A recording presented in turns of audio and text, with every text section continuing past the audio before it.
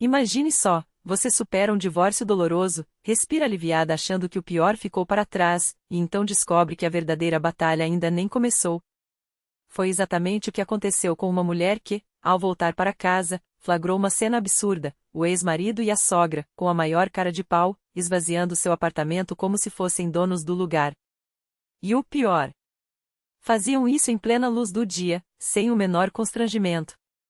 Mas essa história vai muito além de uma simples desavença familiar. É um alerta sobre como a ganância e a falta de caráter podem transformar pessoas aparentemente normais em verdadeiros predadores. Olga Khrushchev era o retrato do sucesso, cirurgiã respeitada em um hospital da cidade, com um salário que muitos invejavam. Quando herdou um apartamento de 2 quartos no coração da cidade, não mediu esforços para transformá-lo em um verdadeiro refúgio. Investiu pesado, uma máquina de lavar louça de última geração por 80 mil, geladeira de 120, cooktop com forno que beirava os 90. Na sala, um televisor gigante de 200 mil e um home theater de dar inveja. Até na máquina de lavar roupa, uma alemã impecável por 150 mil, ela não economizou. Cada centavo gasto valia a pena, afinal, aquele era o lugar onde planejava construir sua vida. Os colegas no hospital não escondiam a admiração. Sorte sua, herdar um imóvel desses, comentavam, enquanto Olga sorria, orgulhosa do que havia conquistado com seu próprio suor.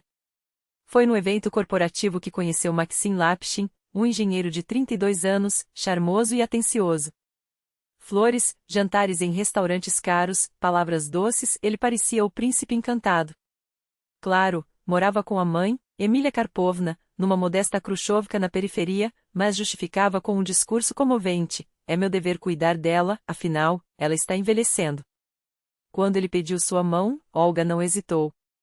Achou que havia encontrado seu final feliz. No início, a sogra recebeu a nora com uma frieza calculada, mas sempre disfarçada por sorrisos forçados e falas clichês sobre a importância da família e a alegria de ter netos. Após o casamento, Maxim se mudou para o apartamento de Olga, e foi então que o inferno começou a se instalar silenciosamente. Emília passou a aparecer quase todos os dias, inspecionando cada canto da casa com um olhar crítico.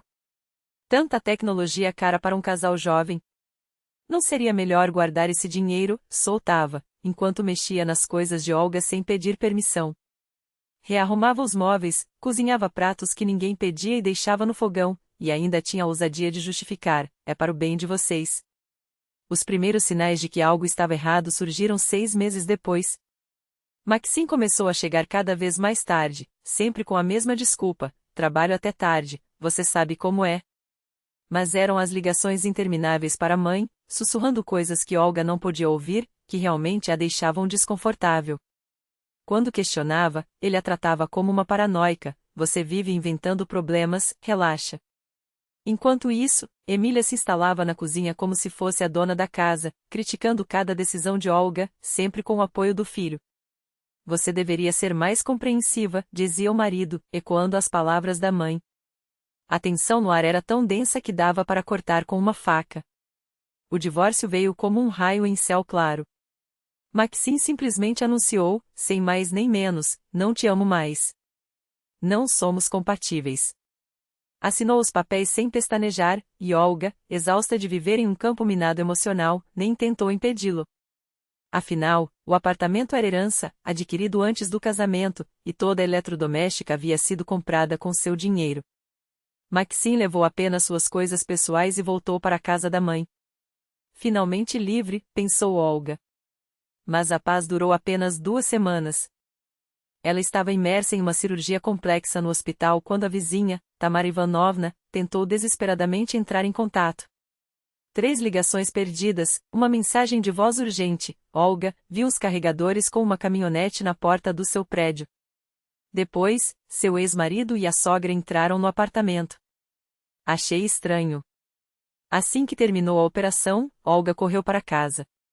Ao abrir a porta, encontrou um cenário dantesco: a casa revirada, vozes na cozinha, e no chão, 2 pares de sapatos que não eram seus. O que viu a seguir gelou seu sangue. Maxim, ajoelhado, desmontava a máquina de lavar louça que ela havia pago uma fortuna. Ao lado, Emília empacotava meticulosamente o liquidificador, a multicoker, a máquina de café, tudo que tinha valor. Olha quem chegou, ironizou a sogra, sem sequer interromper o trabalho. Maxim levantou os olhos, e seu rosto era uma mistura de arrogância e nervosismo. Olga, estamos apenas retirando o que nos pertence. Por lei, temos direito à metade dos bens adquiridos durante o casamento. O que está fazendo aqui? A raiva tomou conta dela. Isso aqui é tudo meu. Comprei com meu suor, antes e durante o casamento. Emília se endireitou, colocando as mãos na cintura como uma general em batalha. Cala a boca, menina. Seu ex-marido tem direitos, e eu, como mãe, estou apenas ajudando meu filho. Afinal, família é família. Olga olhou ao redor e sentiu o desespero. A sala estava vazia, sem o televisor, sem o home theater. Da cozinha, saíam os cabos da máquina de lavar, claramente já removida. Devem devolver tudo agora, exigiu, a voz trêmula de fúria. Maxim balançou a cabeça, cínico. Sem chance. Já temos compradores. Precisamos do dinheiro. Você não sabe, mas eu peguei um empréstimo para o carro. Com que dinheiro, se você está desempregado? Rebateu Olga, perdendo a paciência. Emília arfou, ofendida. Como ousa? Meu filho trabalha, ganha seu dinheiro honestamente. Foi então que Olga notou, a máquina de lavar louça estava quase pronta para ser levada, os fios enrolados com cuidado, como se fossem um troféu. Maxim, pare com isso imediatamente. Você não tem nenhum direito sobre essas coisas. O ex-marido riu, sarcástico. Tenho sim. Estávamos casados, então tudo é nosso. Meu advogado já me explicou. Que advogado? Que direito? Gritou Olga, sentindo as mãos se fecharem em punhos. Enquanto isso, Emília se aproximou da geladeira, avaliando-a com olhos gananciosos. Esta aqui também é bonitinha. Quanto custou, hein? Algo dentro de Olga estalou. Não encostem nela. Maxim se levantou, tirando a poeira das calças. Não exagera, estamos fazendo tudo direitinho. Você vai receber sua parte, e nós, a nossa. As palavras do ex-marido ecoaram em sua mente como um aviso: se eu não agir agora, vão levar tudo. Em um impulso, ela avançou e deu um tapa tão forte em Maxim que o som ecoou pela sala. Ele cambaleou, levando a mão ao rosto. Você enlouqueceu? Gritou Emília. Olga se virou para a sogra e repetiu o gesto, com a mesma força. A mulher caiu sentada em uma cadeira, segurando a face vermelha. Saiam da minha casa agora. E devolvam tudo que já levaram, ordenou Olga, a voz rouca de ódio.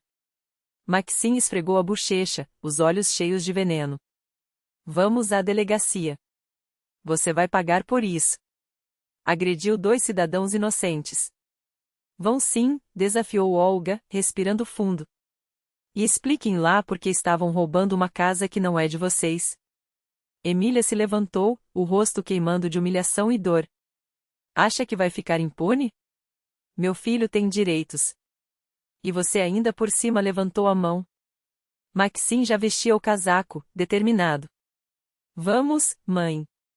Na delegacia, eles vão colocar essa louca no devido lugar. Depois, voltamos e pegamos o resto sem problemas. Eles saíram batendo a porta, deixando Olga sozinha em meio ao caos. Ao percorrer os cômodos, o coração afundou. Televisor, máquina de lavar, home theater, micro-ondas, tudo havia desaparecido. Um prejuízo de pelo menos R$500 mil. Com as mãos trêmulas, pegou o telefone e ligou para Grigori, um advogado de confiança. Em poucos minutos, ele traçou a estratégia: registre um boletim de ocorrência por furto agora mesmo e junte todos os comprovantes de compra. Eles não têm nenhuma chance. Enquanto isso, na delegacia, Maxim e Emília encenavam seu teatro. Ela, com um lenço pressionado contra o rosto, fingia ser a vítima frágil. Ele, vociferando por justiça contra a mulher violenta que ousara defender seu próprio lar. Mas o que eles não sabiam é que, dessa vez, a lei não estaria do lado deles. O oficial de plantão, Starkov, ouviu os depoimentos com um olhar penetrante que já havia visto centenas de casos como aquele. As marcas vermelhas nas faces de ambos eram inegáveis. Emília Karpovna até soluçava entre as frases, como uma atriz em cena final. Então, Vocês estavam no apartamento da cidadã Khrushcheva removendo equipamentos eletrônicos? Perguntou Starkov, secamente. Sim, mas por direito, explodiu Maxim, as veias do pescoço saltando. Éramos casados. O patrimônio é comum. Starkov anotou tudo com calma glacial. E quando essa técnica foi adquirida? A pergunta caiu como uma lâmina. Durante o casamento, claro, interveio Emília, a voz trêmula demais para ser convincente. O oficial levantou os olhos, impassível. Eles foram casados por 6 meses. Um silêncio pesado tomou conta da sala. Tem os documentos de compra? Notas fiscais? Garantias? Maxim engoliu em seco. Que documentos? Isso aqui é um BO de agressão, não um inventário. Podem registrar a ocorrência, concedeu Starkov, fechando a pasta com um estalo. Mas acabaram de admitir que estavam retirando bens de uma propriedade alheia sem autorização. Seu tom era suave, quase amigável, o tipo de calma que antecede uma tempestade. Isso, meus amigos, é um crime bem diferente. Foi nesse momento que Olga entrou na delegacia, acompanhada por Grigori, que carregava uma pasta de couro impecável. Boa tarde, dirigiu-se ao oficial com uma serenidade que contrastava com o caos na sala. Vim registrar um furto. Minha residência foi invadida, e equipamentos no valor de 500 mil rublos foram subtraídos. Os olhos de Maxim e Emília se encontraram em um piscar de pânico. Algo estava errado. Muito errado. Starkov examinou os documentos que Olga entregou, notas fiscais, extratos bancários, o certificado de herança do apartamento. O refrigerador foi comprado há 2 anos, a TV há 18 meses, a máquina de lavar louça também, leu em voz alta, enquanto o rosto de Maxim esbranquiçava. E o casamento de vocês durou? 1 ano, respondeu Olga, sem pestanejar. Ou seja, tudo foi adquirido antes, com meu dinheiro. Grigori abriu seu portfólio. Meu cliente tem todas as provas de que esses indivíduos invadiram ilegalmente sua propriedade e subtraíram bens de alto valor. Isso não é um desentendimento familiar, oficial. É crime. Como assim ilegalmente? Gritou Maxim, descontrolado. Eu tenho as chaves. Chaves de um imóvel que não é mais seu e onde você não tem mais direitos, rebateu Grigori, frio. Isso se chama invasão de domicílio. E, combinado com o furto qualificado, a pena pode ser severa. Emília puxou o braço do filho, os dedos trêmulos. Max, vamos embora. Isso não vai acabar bem. Mas Starkov já havia se levantado. Senhor Slapshin, acompanhem-me ao gabinete para prestar depoimento. Temos agora 2 registros, um de furto e outro de agressão. Vamos esclarecer tudo, minuciosamente. O que se seguiu foi um desmonte cirúrgico de suas mentiras. O investigador descobriu que Maxim estava desempregado havia 3 meses, um detalhe que escondeu até da própria mãe. Que o financiamento do carro estava em atraso há 6 meses. Que a técnica já havia sido vendida a revendedores por metade do preço antes mesmo do furto a ser registrado. Emília tentou proteger o filho, mas cada palavra sua cavava uma cova mais funda, admitiu que planejara a ação, que vigiaram os horários de Olga, que escolheram o dia certo para agir. Ao anoitecer, ficou claro, o jogo havia virado contra eles. O BO de agressão parecia uma piada diante das provas do furto de $500 mil. As marcas no rosto já desbotavam, enquanto os documentos de Olga brilhavam, irrefutáveis. Grigori articulou a abertura de um processo criminal por roubo em grande escala. Maxim enfrentava até 6 anos de prisão e Emília, cumplicidade. Os revendedores foram localizados em horas, parte dos eletrodomésticos já havia sido revendida, outra ainda estava em um depósito sujo nos arredores da cidade. O processo de recuperação dos bens foi longo e humilhante. Maxim tentou negociar com Olga, oferecendo devolver tudo se ela retirasse a queixa. Mas ela apenas olhou para ele com um sorriso gélido. Você me tirou muito mais do que objetos, Maxim. Tirou minha paz, minha dignidade. Agora é a minha vez. O julgamento foi rápido. As provas, esmagadoras. Maxim levou 4 anos de pena suspensa e serviços comunitários obrigatórios. Emília, 2 anos também suspensos e uma multa que drenou suas economias. Ainda tiveram que pagar o valor integral dos bens roubados, mais indenização por danos morais.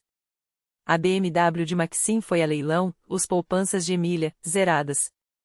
A história vazou nos corredores do hospital. Colegas de Olga comentavam, entre admirados e escandalizados, como ela havia esmagado os arrogantes. Passaram a chamá-la de a Dama de Ferro, não por crueldade, mas por ter se recusado a curvar-se. Um ano depois do veredicto, ela conheceu Denis, um cardiologista do hospital vizinho, homem íntegro, independente, com sua própria vida e, mais importante, sem uma família tóxica às costas. Desta vez, tudo fluiu naturalmente. Maxim, por outro lado, descobriu que uma ficha criminal é um peso que poucos empregadores querem carregar.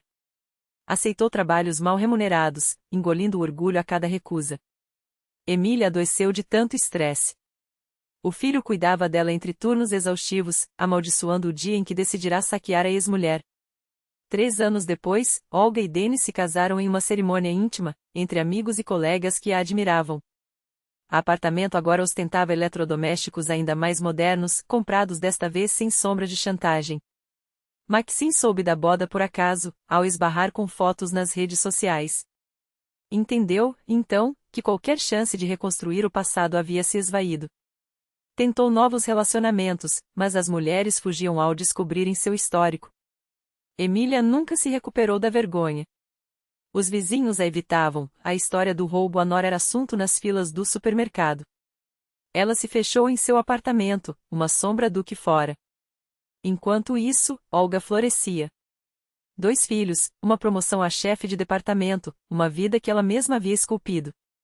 Às vezes, ao passar pela sala, olhava para o lugar onde dera aquelas bofetadas e sorria. Aqueles socos não foram só contra eles, pensava. Foram pelo meu futuro. Aprenderá a lição mais valiosa: a felicidade não se pede permissão, se conquista.